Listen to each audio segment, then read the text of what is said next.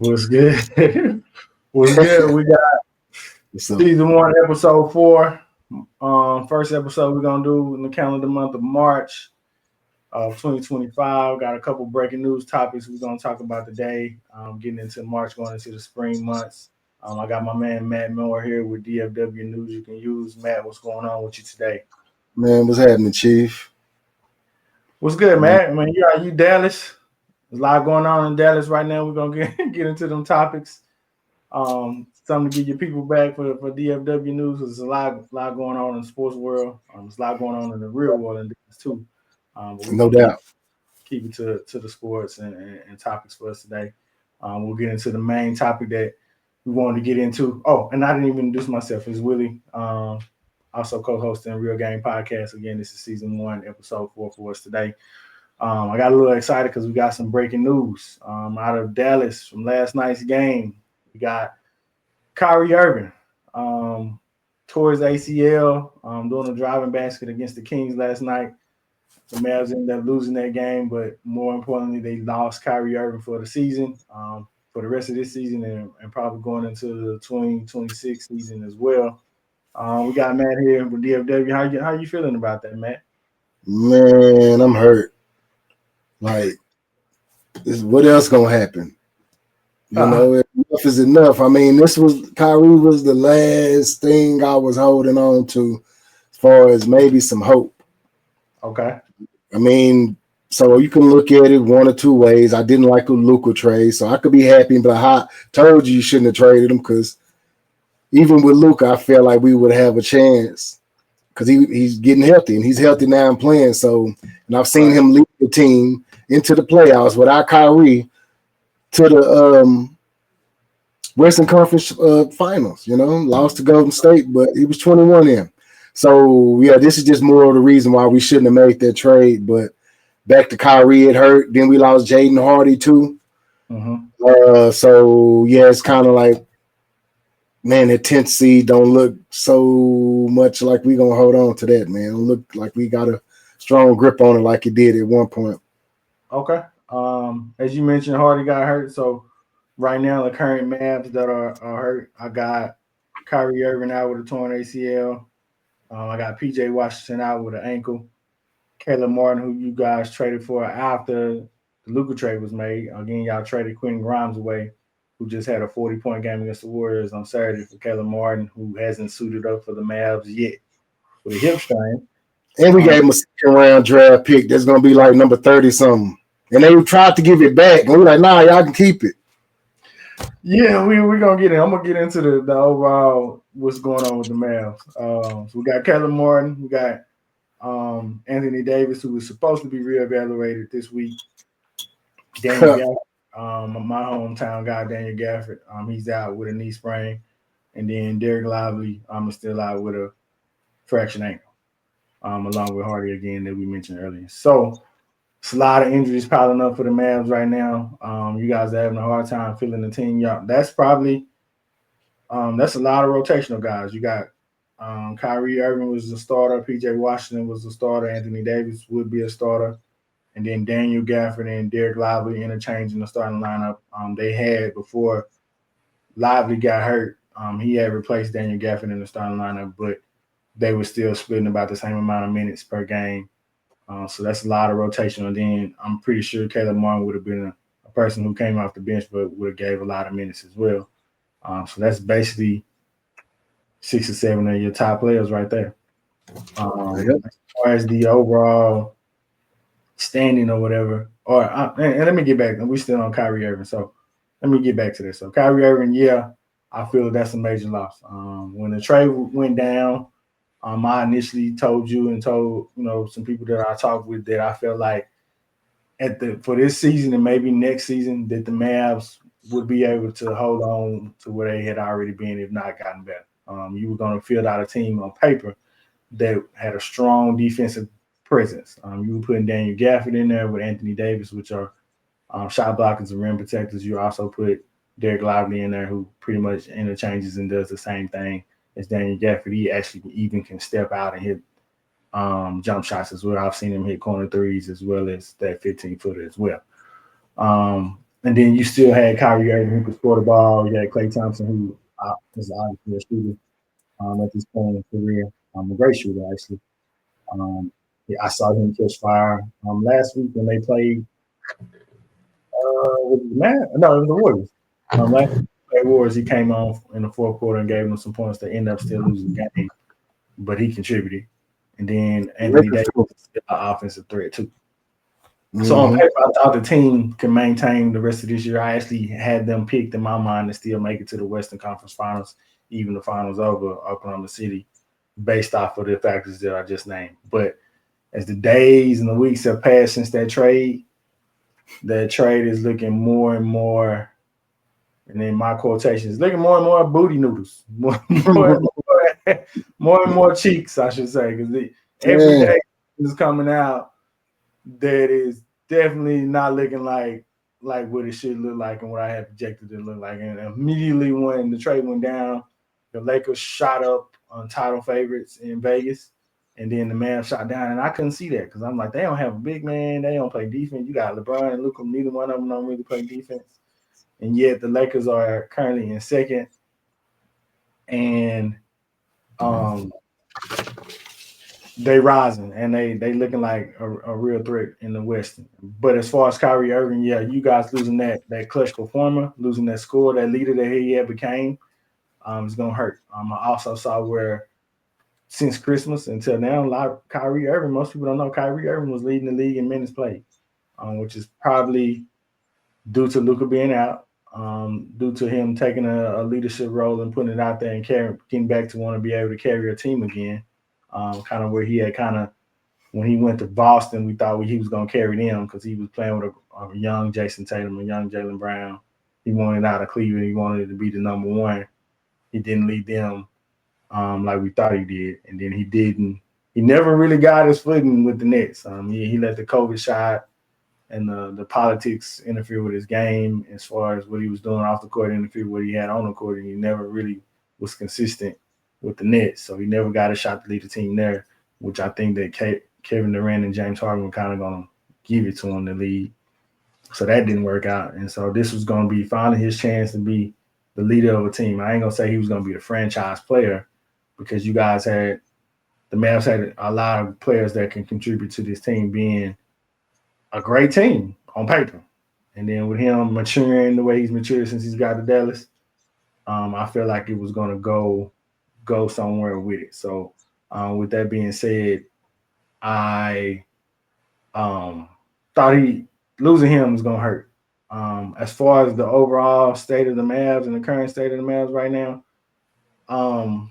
I feel like they probably will hold on to that 10th spot, but it ain't because they just a great team. It's because the Suns are poo cheese right now. They in the 11th spot and they 4 games back with 6 weeks to go. I don't see them really making them no ground. Maybe, unless y'all just completely tank it over the next 6 weeks. But the Suns don't look like a team that want to be in the playoffs. They actually played Minnesota Sunday night. Sunday night. They up by 5 at halftime. They coming out the halftime, and next thing I know, they down 15. I was like, man, was going on. Dante Divanchenko and Anthony Edwards went to work on them, man. Yeah, they did, and it didn't look like they want to make the playoffs. It looked like a team that is just basically quit on everything that they are preaching there in these interviews. So I can't see them just coming up and surpassing the Mavs right now. And then with Wemby out with San Antonio, I don't see them doing much. Blazers, maybe.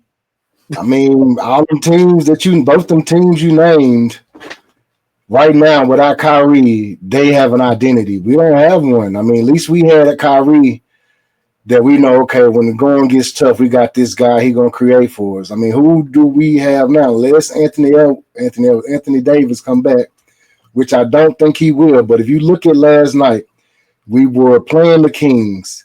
The Kings were number 9, we number 10. Right. Kings on the 4-game win streak now. Now we on the 2-game lose streak. But they beat us 122-98, like easy. Easy way. Kyrie 9 minutes, like, and that's because we don't. I mean, Kai Jones ended up putting 20 points for us. We just picked him up off the waiver from whoever cut him. I don't know shit, but wherever he came from. He been out a little while, but I don't know if he got picked up. I know he had a little episode. Yeah, he was in the G League. He was playing. He was on somebody else's team on the 2-way. He was out in 2023, but somebody had picked him up. I can't remember exactly who it was. But yeah, he came in and contributed. But that's because the points got to come from somewhere, you know. So yeah, it's gonna be tough. I can see somebody catching us. Not just they gonna catch us, but we're gonna go back to them. We're going backwards. Yeah, you know. Yeah. Okay, I can see that. I guess I was being more optimistic, more pessimistic on the Suns, just because. And most people don't know this. Since Kobe retired, Kevin Durant has been my favorite player since he was at Oklahoma City. So I follow the Suns a little bit more closely.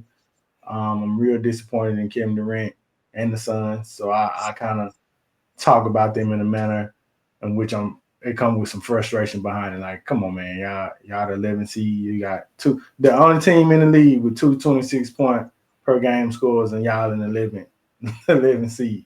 But it ain't just a score. It just look like some people out there playing basketball that have never played basketball before. They roles ain't defined. And then when they need a bucket or something goes down, the only offense that they have is just offense that is isolation. So they give it to Kevin Durant, they give it to Devin Booker, and say, y'all go score. Make a miss.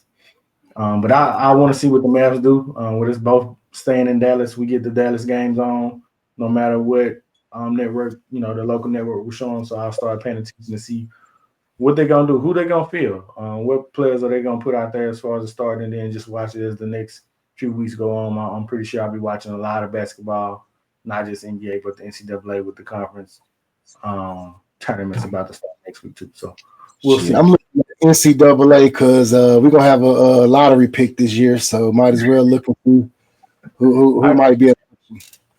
Okay. Also, current state of the Mavs, man, just the overall with the organization right now, it seems to be having a dark cloud over them since that Luka Doncic trade to LA. And I say that because the fans are upset. I'm on the season ticket waiting list right now, and they announced yesterday that season tickets are about to go up by at least 8%. I got online last night and saw some season ticket holders that are currently holding season tickets that said their tickets going up by 15%. And have almost doubled over the last 2 to 3 years based off of this new owner.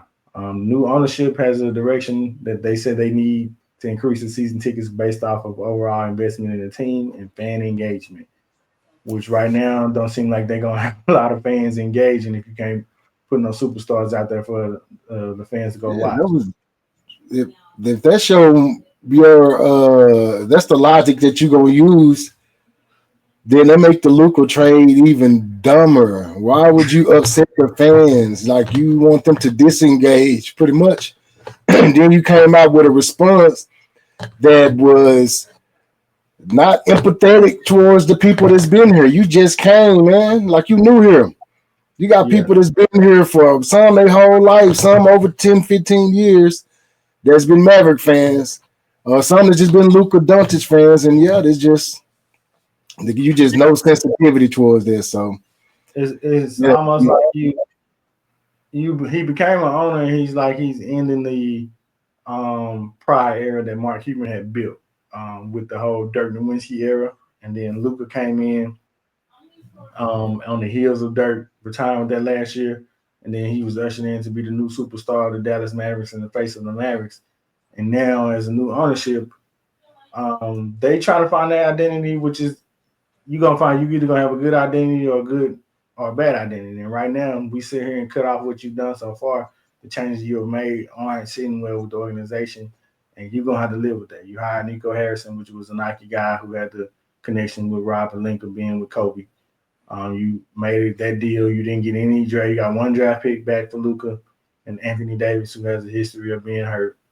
And then you make that deal in the middle of the night. It's almost what they always laugh about when Cleveland packed up and moved to Baltimore, and nobody knew the Browns was leaving when they packed up and moved to Baltimore. It's almost you made that. We got that alert like 11:30, 12 at night one night on a Saturday night that hey, we're making a trade, and it's like, what are we really doing?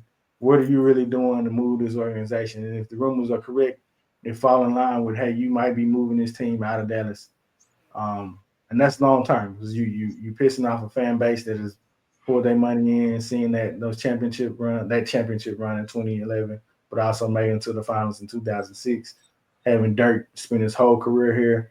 And then it just seemed like Luka was supposed to spend his whole career as a Maverick as well. You got a young superstar, 5-time All-Pro. He's always in the running for MVP. He led the team to the finals, and the very next year you trade him out. You're doing a lot of stuff to disturb Dallas, and it ain't looking good. So you're gonna have to make some changes or do something. And I don't really know what you can do right now, but over the next 2 to 3 years, you're gonna have to really figure it out because you're making moves that right now that will take 2 to 3 years to fix, I should say. Matt, what's your overall opinion on the current state of Mavs and the top down, I should say? Well, first I'll just say I'm not going to. We can't blame them for Nico. Mark Cuban hired Nico. Okay. He was in place before they got there. Somewhere along the line, Mark Cuban was still supposed to have some control in the basketball operations, and then they after. Last year, after we went coming into this season, they removed that from him. So let me know that somebody was trying to take control. They wanted something, and it was going to be. It worried me a little bit, but I was like, all right, Nico, he seemed like he know what he's doing. He made some good trades, prior to this year, before he started getting smart or, feeling like he a genius. So yeah, because it's crazy. We, like you said, when I was mentioning the Caleb trade for Grimes, like you outsmarted yourself with that. Not only if we trying to win now, why are you worried about Grimes wanting to extending Grimes? We trying to win now, right? So let's just do it now because he was playing some damn good basketball. Then you trade him for a dude that still haven't suited up for us. And you pretty much make them take their second round pick that we could have got back. Then you pretty much had an opportunity to reverse the injury, and you like, nah, we're gonna keep it the same way. Y'all keep this draft. So the current state is sad, man. I mean, it's troublesome, worrisome for me. A long time Dallas Maverick fan since 1991 when we got Jim Jackson. Me being like officially a fan of NBA basketball, and of course I'm gonna choose the home team. Right. And I remember that. Okay, we got this rookie. He didn't play till like midway through the season, but that's what I was looking forward to. Being around that long, ownership changed from Don Carter to Ross Perot to whoever else, then Mark Cuban or somewhere along the line. Yeah, we're going backwards now. Okay. We're going backwards. And at the same time, I did say before that I felt like everything was with the intent on moving this team to Vegas, and the evidence to that is getting clearer and clearer. It's like you were trying to piss off the fans. Oh, man. You're trying to piss off the fans, and have a reason to leave. You know what I'm saying? Like, hey, we're not making any money here, so we got to go. Or the fans not engaged with us, so we got to. So you just trying to create something that's not there. And then just want to kind of backtrack. Not only so when you were kicking Luka out and, pretty much just trying to use this propaganda that he's not a hard worker or that elite type player. You mentioned dudes like Shaq, and I ain't knocking none of these dudes, Larry Bird, Michael Jordan, Kobe and stuff. But you in Dallas, if you want to really win over the fans, you would have just said Dirk, and they would have killed it. We was like, oh, he ain't Dirk, like, oh, okay, I can feel that then. But you're gonna use these dudes. We're like, man, okay. I mean, we respect them, but Larry Bird, he drunk too. Didn't Larry Bird drink beer? Yeah.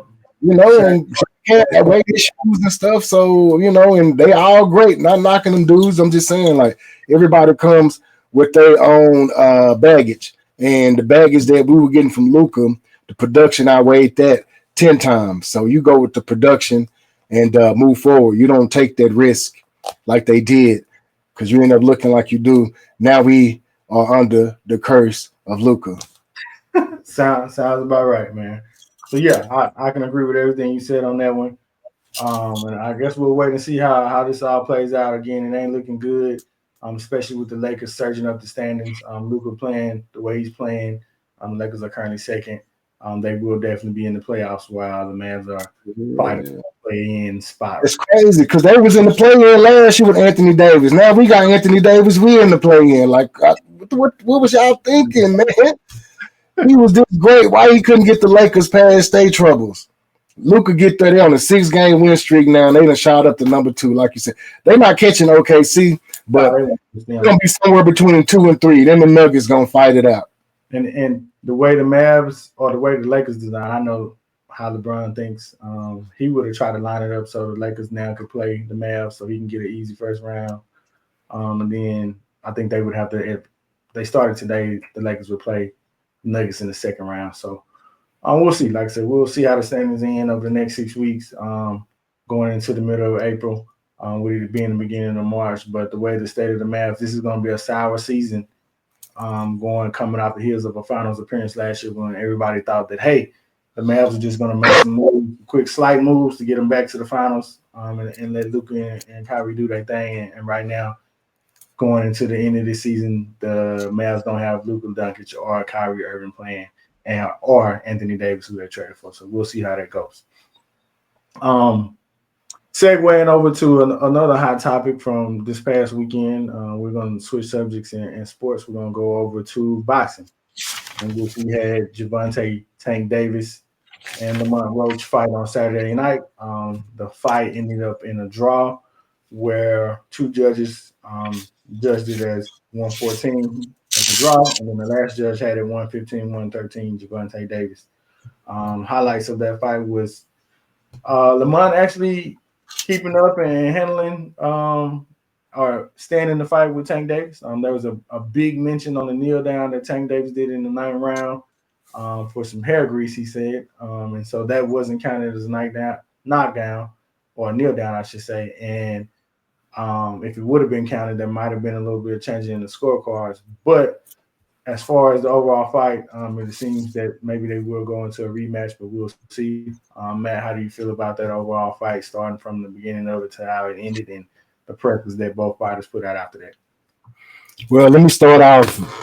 The knockdown wouldn't have changed the scorecards, man, because they don't have open scoring, so they can manipulate them to what they want them to be. Still get the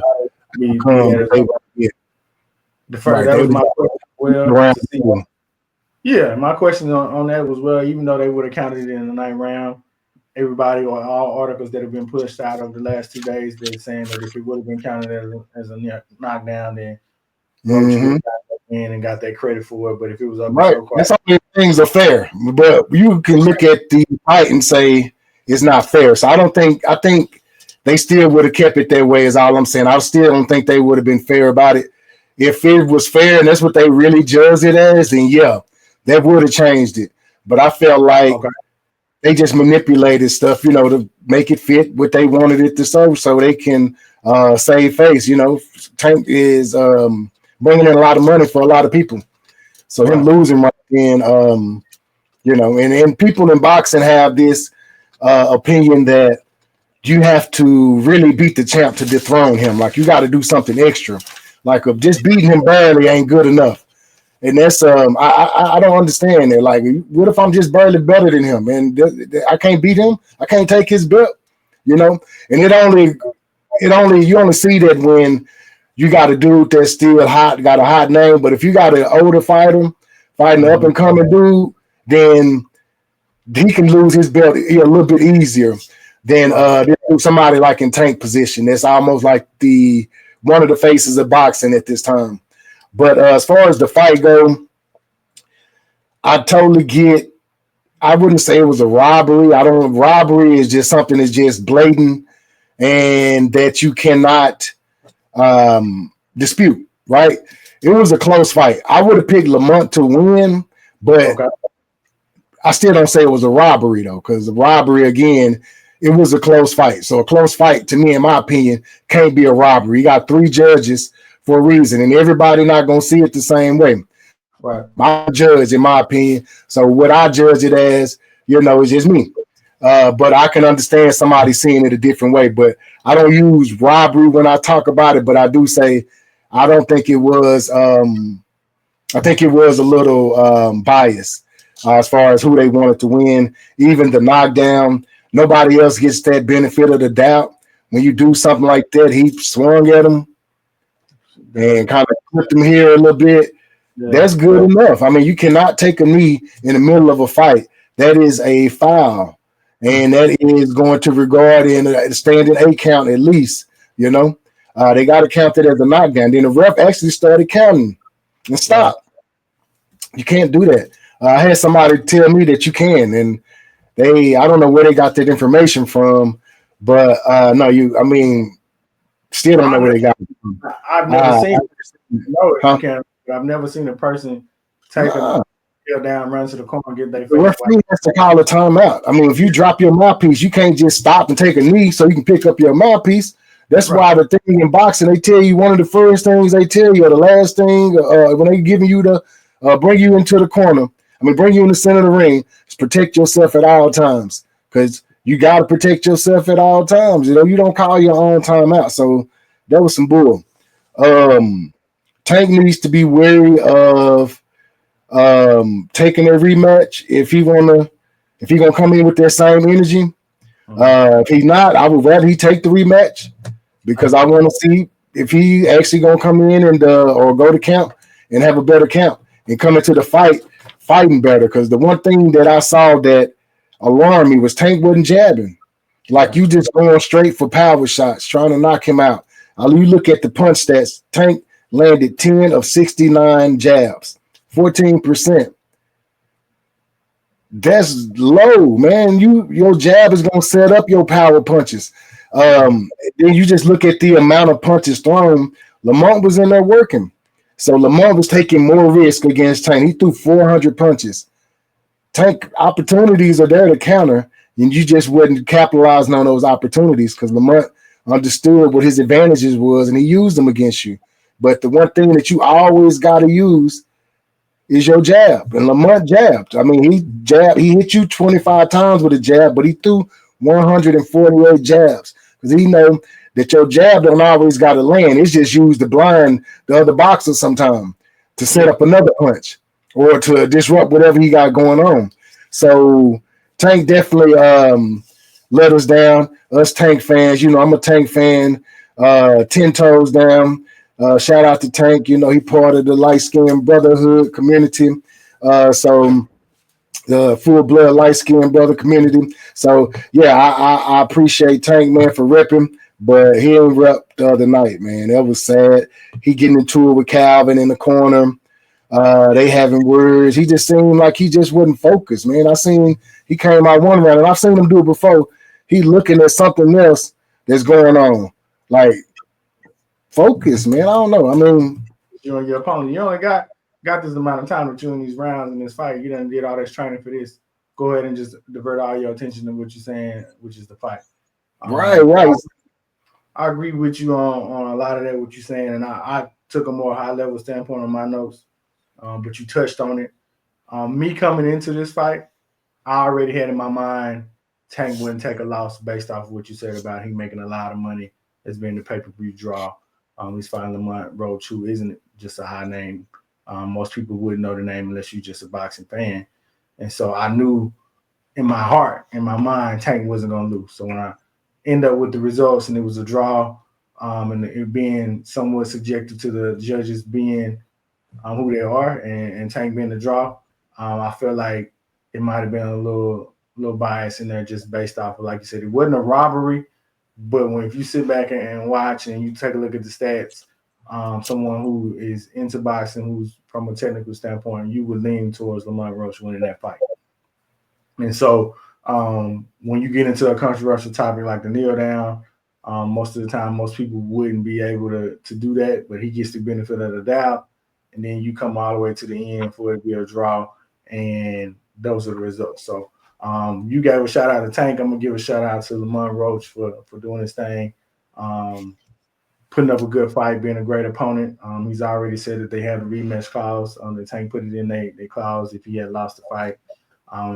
But he didn't technically lose the fight, so he doesn't necessarily have to jump into the rematch based off of that clause. However, the fans right now want to see them run it back, so we can find a definite winner. And this time, maybe the judges won't be so subjective, or Tank's pay-per-view drives won't be something as a factor. Because the whole time I've been watching Tank over the last few fights, I've walked into all fights thinking, hey, he ain't gonna lose based off of him being a draw and making a lot of money for a lot of people. Current. So that's my take on it. I look forward to getting a rematch if they do so, because I saw when people were trying to figure out who would he fight next, because he's saying he maybe only got 4 fights left in him. But if you're gonna do it right now, you gotta go ahead and just do the rematch, just to make sure everybody knows who's better fighter. Is it Tank Davis or is it Lamont Roach? You can't have 1 foot in, 1 foot out. So you need to make up your mind what you're gonna do. Because that will cost you, man. You seen what happened to Roy Jones against Tarver. They gifted him that win, and he gave Tarver the rematch because people didn't agree. Got knocked out the second time and the third time. So be careful. Be careful.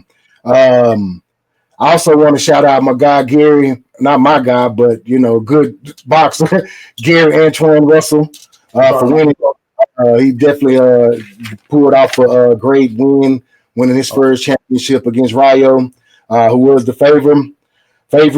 But next time, we hope we're going to see a clear-cut winner. I don't care who it is. You know what I'm saying? Somebody needs to either dominate the whole 12 rounds or get us a knockout. Most definitely. I can agree with you on that. So I think it'll be a good rematch. The fans want to see that. We want a clear-cut winner. Unlike another fight that happened within the last 2 years, and they was trying to get that rematch, and nobody really wanted to see that rematch based off of it. It was definitely a clear-cut winner in that first round. Yeah, you going too far now. I don't even know. You off topic, man. Why is we going back to 2 years ago? The fans want it, man. I'm just agreeing with you said. You want to man. You know what I'm saying? What you doing? I got you. All right, well, we'll segue out of that and kind of dive into another sport that we haven't talked about today, but we talked about it on our last show, which was the NFL Combine and the results on that. And we'll tie this subject into our more or less segment. Again, this segment is based off of Matt's last name being Moore. He's either going to state whether he wants more of it or less of it based off of the vibes he's getting off the subject. And then I'll follow with my opinion on that. So the first topic in the more or less segment, and these are quick hitters, but we also will give our third opinions on it as well. This one is a subject that is close to Matt since he's a Texas Longhorn fan. We got Isaiah Bond doing his presser last week, stating that he was guaranteed going to break his former. Well, I don't think they were teammates because he wasn't there when Isaiah Worthy was there, or was he? Nah. Yeah, he was with Alabama 2 years ago. But he said he was going to break Isaiah Worthy's combine 40-yard dash record, both of them being Texas Longhorns. However, when he did go do his 40, he did not break the record. He actually wasn't close. He wasn't close. He wasn't close to breaking that man's record the way he said he had predicted to be a 4-1. A 4-1. So it didn't come like he thought it was. And Matt, so on this subject with Isaiah talking on his presser and not coming close to beating that 40, do you want more or less Isaiah Bond talking and his results? I want more of him talking, man. Talk your talk, man. Isaiah Bond ran track in high school in Alabama. Was won 100, 200 state track, I believe. So, yeah, you're supposed to believe in yourself. I mean, he ran a 4.39. A better takeoff. I mean, a 4.39 and a 4.2. We ain't talking about a 4.6 and a 4.2. A 4.3 and a 4.2. I mean, that ain't that far off. It's far off enough to where you shouldn't have put your foot in your mouth like that, but I get it. I ain't mad at him for trying and saying that because he had to run a 4-2 before for him to say that. You ain't just been running 4-4s all this time. Now you're gonna say I can run a 4-2. So give me more of that. Okay. I'm gonna take less. I'm gonna take less in the sense of just shut the hell up, man, and go out there and run. If you had went out there and ran that 40 and broke the record, you put too much pressure on yourself. If you would have, like you said, at some point you probably have ran 4-2. Go ahead and just do it before you get to getting up to the presser, putting that intention on you, so everybody can look and see what did he run? Did he even get close? And the fact that you said that, and like you said, it ain't like he ran a 4.5 and it was a 4.2. It was a 4.39, but the fact that you said that made me say you didn't even get close. So it wasn't even no tag for that. If you would have just shut up and ran that 4.39, I would have said, hey, you still one of the fastest guys in this year's draft. But because you put that target on your chest, I'm gonna take less and basically just say shut the hell up and run your route. Run your 40 and let the results speak for themselves before you get up there and put that pressure on yourself. Obviously, it didn't work out. So less of me on that subject, my man. And then the fact that your teammate went out there and ran a better 40 than you didn't help either. He never came out. So was that close enough? 4.29? Yeah. So yeah, just like I said, just get out there and do your thing. Be confident in yourself. At some point, if you have run a 4.2, just say, hey, keep that where you at. Go out there and do your thing. Let the results speak for themselves. Now we're looking at it as a disappointment. And I ain't gonna say that might affect your draft status or not because you still run a 4.39. But most of the time when people go out there, Xavier Worthy didn't go out there and say, hey, I'm gonna break this combine record. He just went out there and ran a 40, let the results speak for itself. First round pick. End up with the Kansas City Chiefs. They end up trading up to get him, and the results speak for themselves. I don't know if he 40 like that would have definitely got him in the first round. I don't think he's projected to go in the first round at this point. So less of that. Dang, man. And Xavier Worthy, I don't know if he was taking a shot or what, but I seen he had to come in like, hey, there's speed, then there's me. Right after Buddy had ran that 40. Yeah. They weren't teammates though. So it wouldn't surprise me if there was he said there's fast, then there's me. So Bum was like, I've been running my whole life. I've been one of the fastest my whole life. So I'm going to go out there, and when practice meets preparation, greatness is achieved. So I'm just going to trust my training and put on the show. And so I ain't mad at that, man. He tried, man. He'll get it next time. He'll get it at the pro day.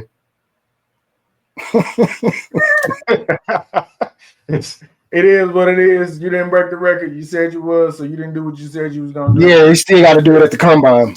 Less of that. Now we want to break it down and get technical. So now I'm going to move on that one. Less of that. Less of the topic.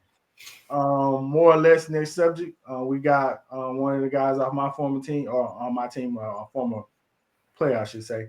Deebo Samuel Sr. has been traded to the Washington Commanders for a 5th round pick. Matt, you want more or less of Deebo with the Commanders right now?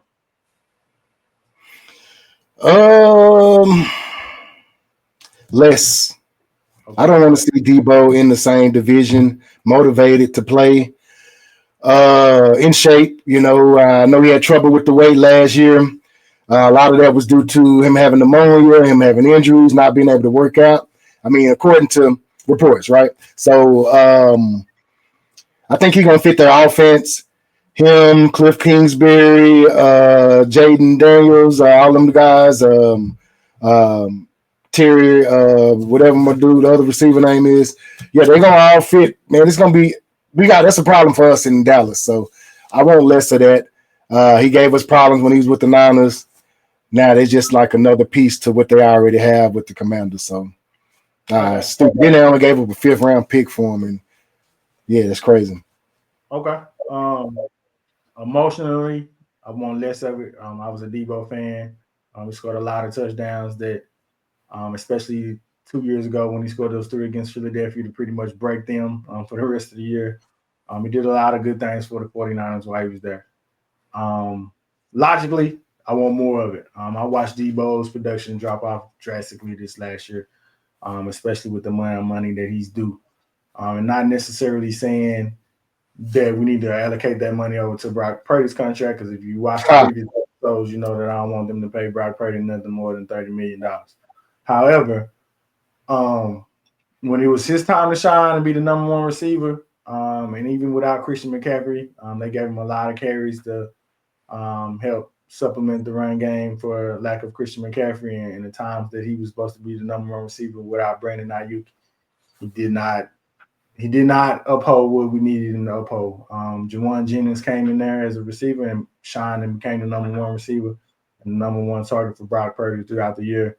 Ricky Pearsall even came in and had a good, strong back end after he came back from the gunshot wound and then getting acclimated to the NFL on his rookie season as well. Debo actually disappointed. It was one time, it was a game where he was wide open. And I can't remember the game, but he was wide open and would have scored on the touchdown. He dropped it. We didn't get a score on that drive because we missed a field goal too. And so stuff like that just started snowballing. Again, you had, like I said, the pneumonia.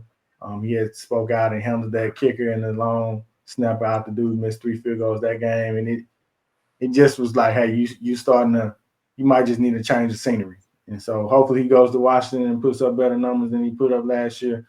But for the amount of money that he generated, You don't. What you mean? Hell no. I mean, no, man. Put a better numbers. No. Nah, we less of that too. I got you. Though. I mean, I'm just saying from his standpoint, hopefully he can go and his career ain't just all the way just dropping off. But I saw a big drop. Well, man, hey, he paid, man. He could drop. He about to be on his last year. So if he don't produce with the Washington on his last year, then he might have gotten his only big time contract from the 49ers. So man, it's more than what I got, so he'll be all right. Yeah, nah, we're not wishing. No, we're not well wishing. No injuries. I don't want him to get hurt, but production, man, nah, you don't need to get better. What? We got to deal with that. We got our own problem. Crazy part is he normally killed against the Cowboys. He killed in both playoff games a few years ago. I see him twice a year. Say that again. Now you got to see him twice a year. Yeah. With Quinn as his OC and Jaden Daniels, so that they can put a nice little package there with Debo, Jaden Daniels, and Terry McLaurin. So we'll see how that goes. I don't have the 49ers not to play him twice a year, so I'm okay with that. The only thing is if it came back in the playoffs and he killed them in the playoffs, but we'll see how that goes. All right, next topic, more or less, which is a different one and a unique one as well. It's the rise of flag football for women, and it's a new, more or less, situation where girls and women are starting to play flag football in high school and earning college scholarships. And so it's something here that is picked up in Texas for sure. And so, man, are you more or less on flag football for women and girls? I'm more onto flag football for women, girls. Definitely more on it when it's versus contact. I like the growth of it. I like the option that it gives girls that maybe run track or that don't want to play soccer and get their knees all beat up. People sliding into them. I know it's going to be some contact, but it may not be as physical as girls basketball either. It just depends on how skilled people are, or the girls or women are as they develop. Things should get better as far as the contact. But yeah, I'm more on that. I like to see where it's going. Actually, my daughter was trying out for a team, and so it gave me an opportunity to kind of dust off the arm and see, if I can still throw a little bit, catch a little bit, and just teach it, because I'll never forget how to play football. So just teaching her some pointers to help her out. Whether she's going to be for real with it or not, I don't know. But so count me in on the more side on that. Okay. I'm more on it from the standpoint if it's going to give more people and more girls and women opportunities to play in college and get full rides on their education. I'm more on that. If it's going to pick up and generate NIL, I'm definitely more on that. So all little girls that, want to pick up and play sports because they've been playing in the backyard with their family, brothers and cousins, and say, hey, I got some athletic ability. I got some grit about me. I want to try it out and be competitive with it. Then I'm all for it on that end. And like I said, if it leads to full rides and NIL money for girls to have opportunities that they wouldn't normally have based off of them mastering that craft, and they may not be, like you said, basketball players, or they may not be soccer players, this also gives them another opportunity to go ahead and do something. It also gives them something to do in the summer times, in the fall, especially little girls. It keeps everybody out of trouble. Right. As a person who's played sports all their life, as a person who went to college and played on a scholarship for 4 years, sports definitely changed my life. And so I would love for anybody to take advantage of that, because it's another opportunity for someone to use it to get out of a situation or get an education going forward to further the life that they want to have going forward. So I'm all for it. More Feeling that too. Once they get them track girls in it, it's gonna be some trouble. Because the thing about flag is, boy, speed kills, man. It kills. I can see it, but I do want to. I miss my segue.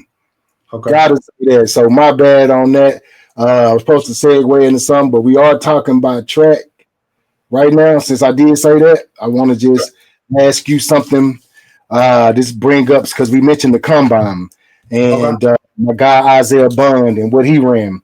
And then we had my guy Matthew Golden from Texas running 4.29. So I want to know, do you know the 7 fastest times? Who ran the 7 fastest times in combine, official fastest times in combine history? That's a good question. Me playing football and paying attention, there was a time where I did keep up with it. I would say probably over the last 17 years, I haven't kept up with people who have run the 40 unless they broke records and things of that nature. So when it came to mind, the fastest people that I know that ran great combine 40s, again, I was with Chris Johnson when he did his, or I ain't gonna say I was with him, but I remember him running his 40. Damn, for real?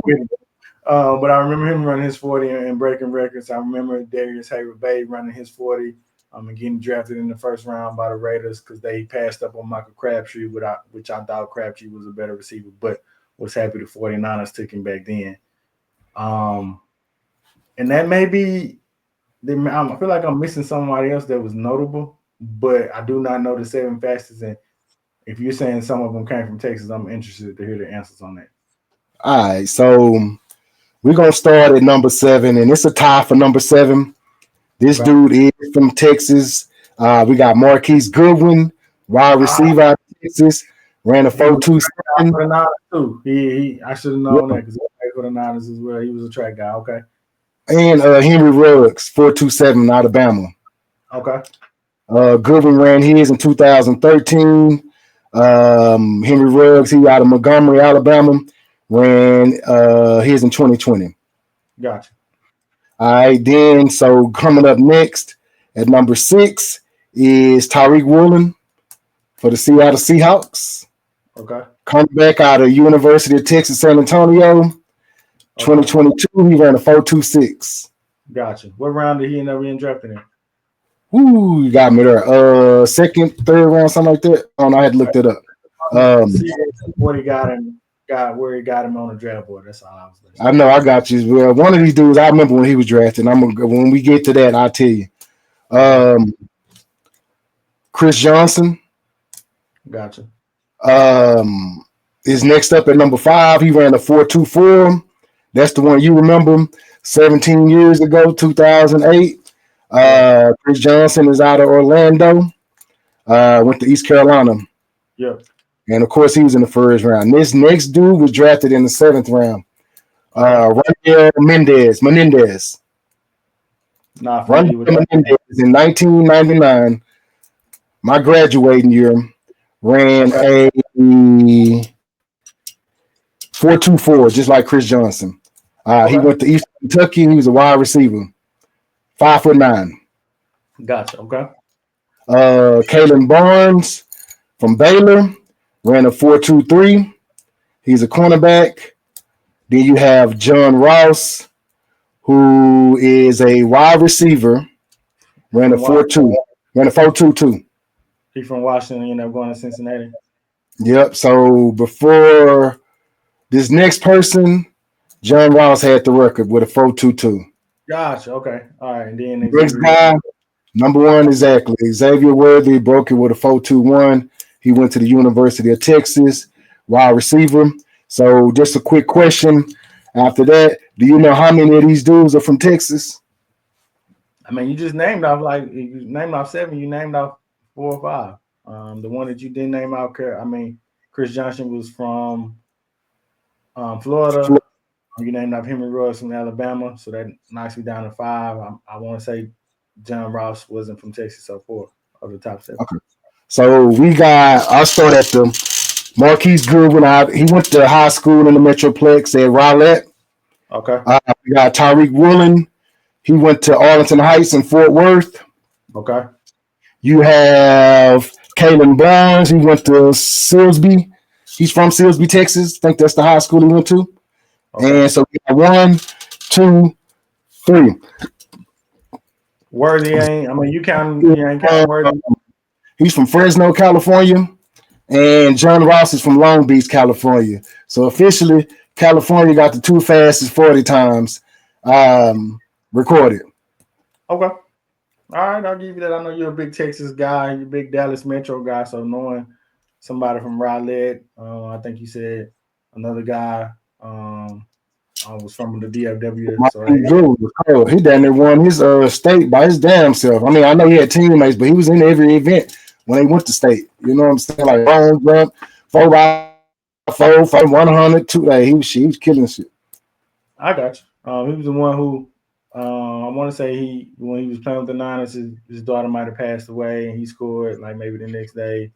They contributed to that because he had ended up getting emotional after scoring that touchdown. So I remember for that. So that's what's up. That's a good stat, man. And we'll have the next episode. We might even create a segment for trivia question like that. Based off of Dallas, I might have to do some Arkansas stuff. I ain't gonna give you a whole bunch of. All right, man, bring it on, man. You know, because it's key card. If it's coming to Dallas, you can't ask me.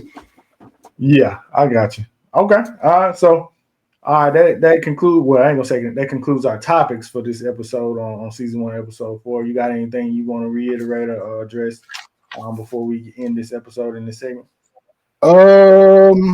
So. Let's see. Let me just double check. Don't believe so. I know when we get off, I'm be kind of mad. I'm be like, damn, I did have something I could have said. But just shout out to everybody that we mentioned in this podcast. If you watching this podcast, shout out to you. Share it with your friends. We doubled our views. When we had 10 views from the previous week, we was up to like 20 something, at least on the. I was like 1,000 or something like that. I thought, was it 10? Oh, I must have been drunk or something. I don't know what I was looking at. I never really looked at the. No, I know you're right. It depends on what channel we had it on. But yeah, our view, we definitely going to be more in tune and bring stuff together as far as some coordination and having stuff, in order. Because we do plan on growing. Stick around. We're going to be consistent with bringing you news, bringing you our opinions on what's going on in the sports world. If you got any ideas, anything that you want to bring to the table, I mean, shoot it to us and let's see what we can do about that. But definitely be patient with us. If you're a fan of ours, then thank you and continue to help us grow.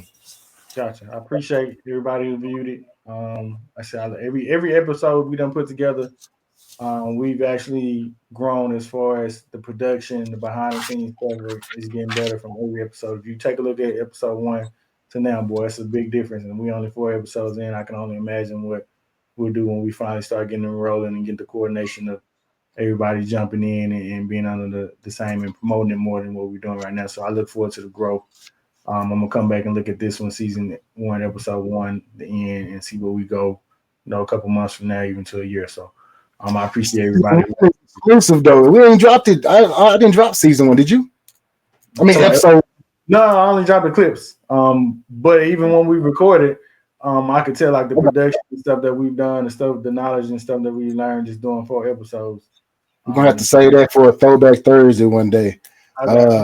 Just to kind of Once we get a certain point, we're gonna come back and drop that one just to kind of show from then and now. You know what I'm saying? The difference. But we're gonna get to that point. But yeah, go ahead. I'm sorry, I didn't mean to cut you off. No, it's all good. Like I said, we look forward to the growth. So shout out to everybody who watched it.